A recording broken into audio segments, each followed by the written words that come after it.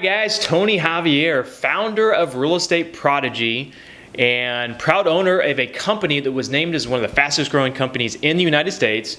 And today I want to talk to you about negotiating. So in this video, we're going to talk about the different types of negotiating that you're going to do in your business, and then also talk about the keys to negotiating, right? The things that you need to do to be a good negotiator.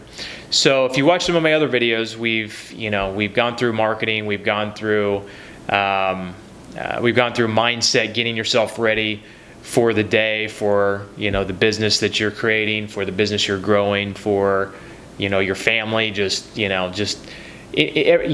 all the things that you can do to get yourself mentally ready for this business, right? So another thing that you need to do to get yourself ready is to figure out or to become a good negotiator, right? So negotiate, you may say to yourself, I'm not a good negotiator. It's something I'm not good at. It's something that I don't have the skill for, right? Well, that's the thing, is negotiating is a skill. It's something that you can learn. It's something you can grow. It's something that doesn't come natural to me, that I just did over time. I did with learning. I did with finding out what other people were doing with negotiating. I read books. I've seen scripts, and I just want to give you what I know about negotiating. So, there's many different types of negotiating. You're going to negotiate with buyers. You're going to negotiate with sellers. You're going to negotiate with investors. And then, of course, you've got to deal with realtors from time to time that you're going to have to negotiate with, which are typically because of their buyers or their sellers. So there's 4 different keys that I take into my negotiating endeavors. Whether I'm negotiating with a buyer, a seller, or even negotiating with my wife, which we won't get too far into because I typically don't win those negotiations. If you're married, you know what I'm talking about, right? So so let's talk about the 4 different things, and to help you remember them, I call it the RPOW, R-P-O-W, RPOW, right? So first of all, create rapport, right?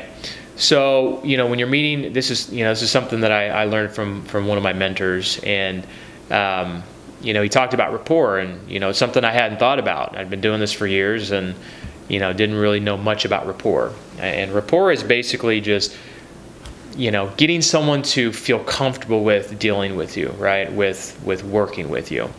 Rapport, can come from creating friends. It can come from building business relationships, and it's super, super important when you're negotiating.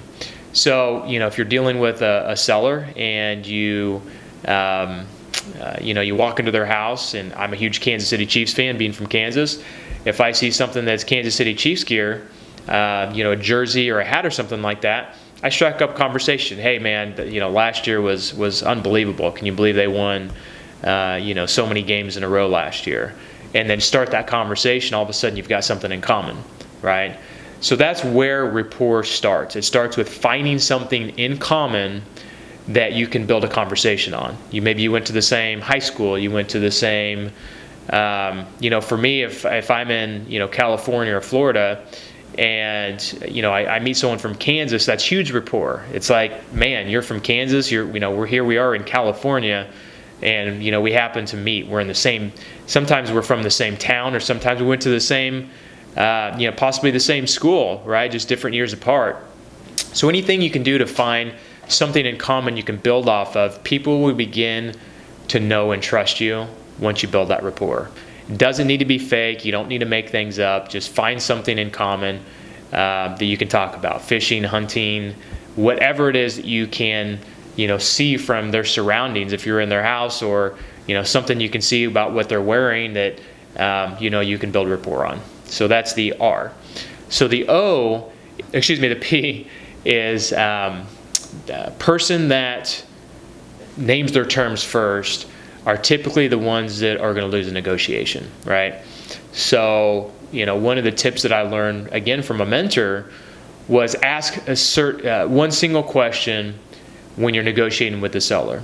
And that question is, if I were to pay you cash, close quickly on the day of your choice, what is the least you'd be willing to take for this property, right?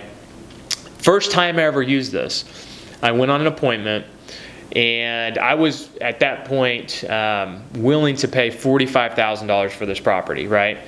And it had great margins. It was going to be $100 and some thousand property. Honestly, wasn't in that bad a shape. Just needed a lot of paint, carpet, cosmetics, and it was a kind of a smaller town. So it's one of those that was a little bit of a risk. Thinking it was worth $100 grand, but I was willing to take that risk because it was a nice property and pretty clean, easy deal. So I asked that question, and typically I would have said, here's my price, here's what I'm offering, boom, let's do it, right?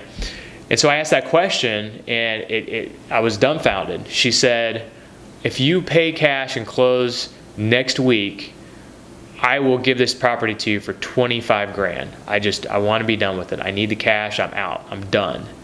So that one single question made me an extra $20,000 on that deal. Now, some of you may say, why didn't you just give her the 45?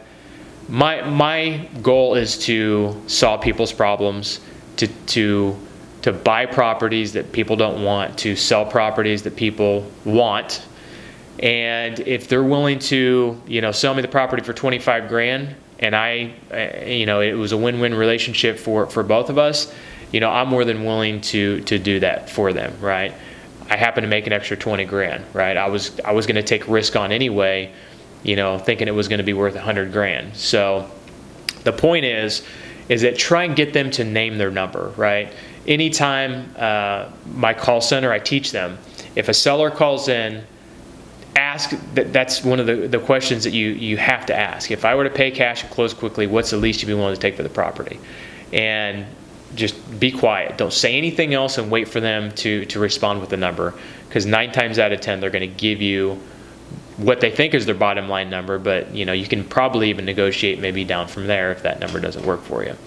So have them name their price first, have them name their terms first, because you could go in there saying, I'll offer you $45,000 and close next week, when they may say, you can have this property for 25 grand, and I don't need to close for 30 days. So at that point, you can take your time. You got more time to put the funding together, or to wholesale the property, whatever it is you're going to do with the property, right? So that is the P. So the O is operate with integrity.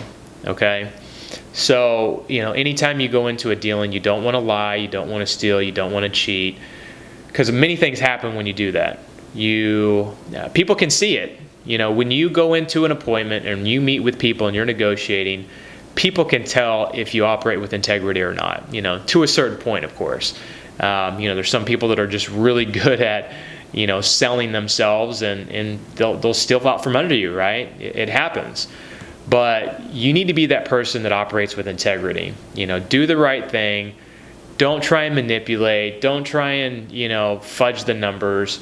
Operate with integrity every single time, because, as you know, karma is going to come back to you. You operate with integrity, you're going to attract people that operate with integrity. So you're going to get that.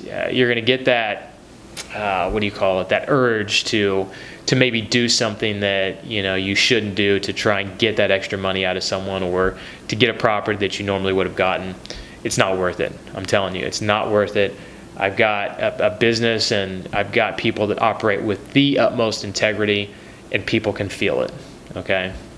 So the last W, I kind of mentioned it earlier, is win-win. Win-win in all dealings. You got to make every negotiation a win-win. I talked a little bit ago about the lady that sold her property for 25 grand to me, and I could have paid 45 grand. It was still a win-win situation, right? Now, if she would have said, I need 45,000, and I negotiated down to 25, knowing that she was just miserable, she didn't want to do it, and knowing full well that I can come up to 45, that's not a win-win relationship. That's not dealing with integrity, right? You want to get people the amount of money, sellers, for instance, the amount of money they need, but still feel like that they got the good end of the stick, or they got what they needed, right? Win-win in every single thing that you do. When you're hiring employees, when you're dealing with contractors. I used to, back in the day, I used to be all me for, dealing with contractors. How can I get the most out of my contractors, right? No matter what happened to them. But what I realized was I need to make sure that they make money too. Because if they're not making money, they're not going to be happy, and eventually I'm not going to make money. I'm going to have to go find other contractors. I'm going to, it's just not a good situation.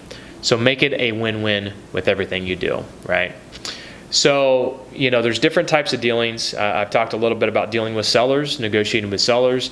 There's negotiating with buyers. There's negotiating with private investors. There's negotiating with, many different people in your business. So I don't want to get in depth in some of those things. I'm going to create some shorter videos that will show you how to deal with those types of people. But this gives you an overview of what negotiation is, right?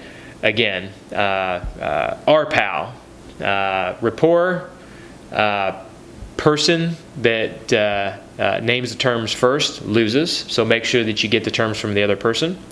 Operate with integrity. Make sure you do the right thing. And make it a win-win relationships with all of your dealings. All right. So I hope this helped you. I hope this gives you a framework for what you're going to do with your negotiation